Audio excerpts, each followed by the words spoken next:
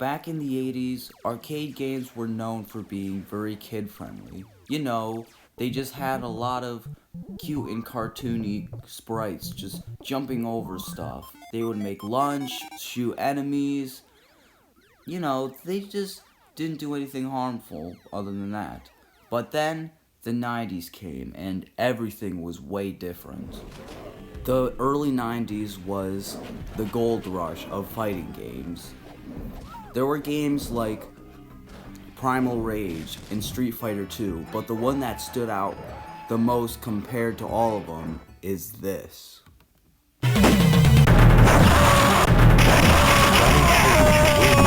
Fatality. This is Mortal Kombat. It was released in the arcades in 1992, and it was a big deal because of all the blood and gore. Now, the blood and gore may not be as crazy, but trust me, back in the 90s, it was unlike anything anybody has ever seen before. One of the most vicious games is called Mortal Kombat. The objective is to finish off your opponent violently.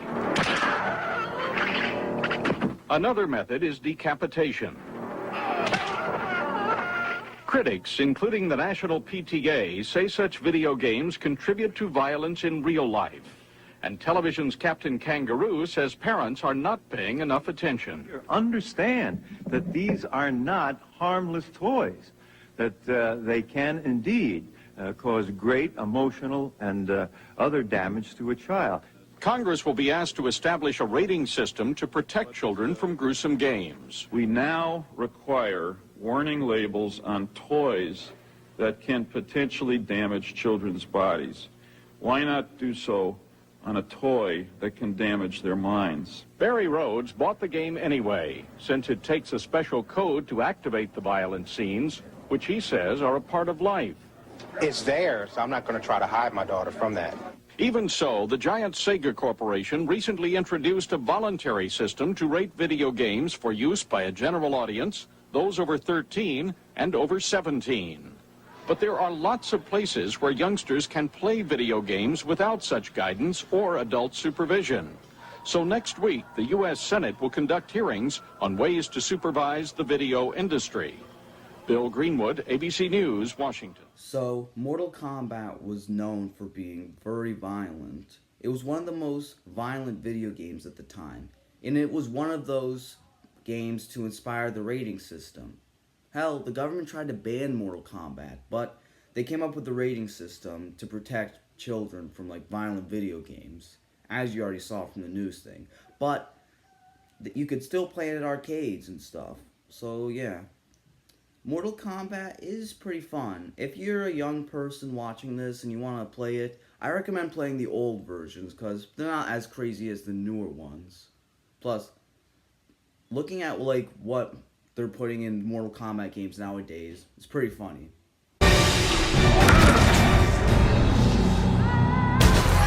Friends, Noob Silent wins flawless victory.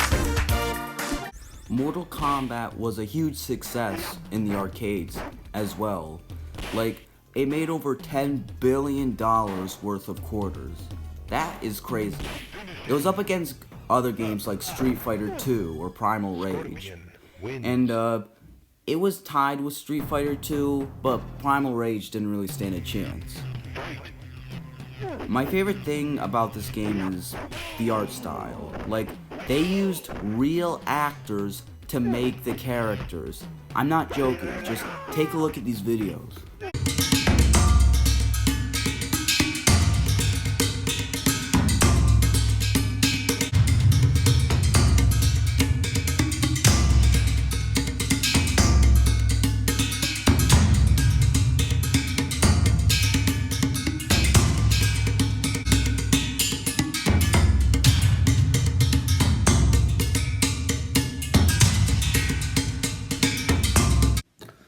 When Mortal Kombat was released onto home consoles, it was a pretty big deal. Hell, there was even a commercial for it. I'm going to show you this commercial, and I bet you'll remember it. Mortal Kombat!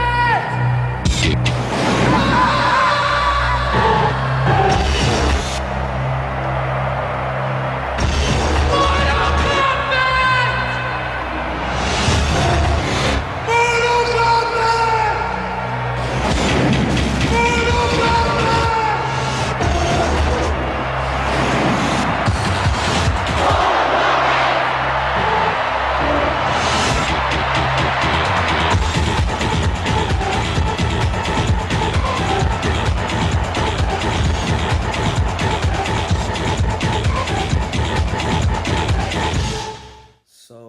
right now I'm gonna be reviewing these ports. Right now, I'm gonna be talking about how accurate they are towards the arcade and if they're good or not. Why is this not working? Now, we're going to be reviewing the Super Nintendo version of the game first. Now, the Super Nintendo, right away, you'll notice that there is no blood. Yep, the violence has been heavily censored. The blood has been replaced with sweat. Plus, it doesn't make sense when you're fighting when you begin. Like, when you start fighting, a bunch of sweat will come out of you and your opponent. Like, that makes no sense at all. Is another thing that's bad. Like, the controls are delayed. Like, there have been so many times when I've been pressing buttons and nothing happens. Like, it makes it really hard to do special moves and fatalities. Like, I don't like this at all. But let's talk about the positives.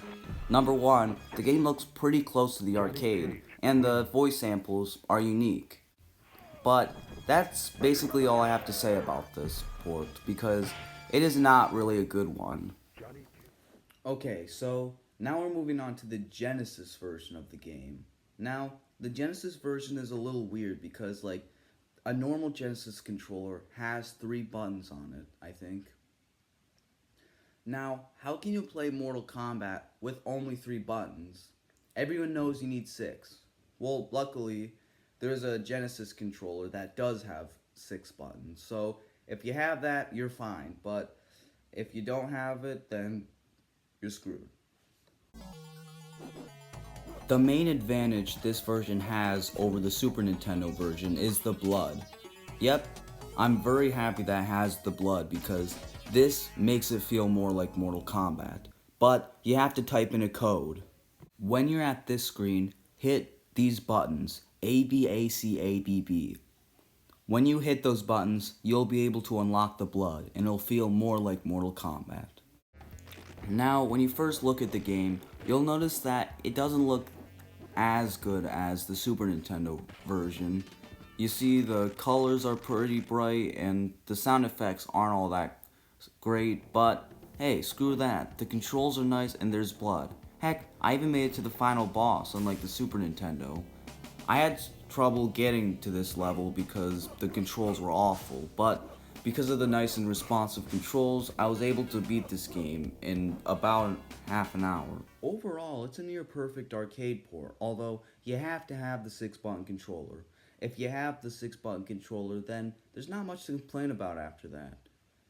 Now, I hope you enjoyed this video. Don't forget to like and subscribe, leave a comment if you will, and I'm going to be posting another video soon. I hope you enjoyed. Adios, amigos.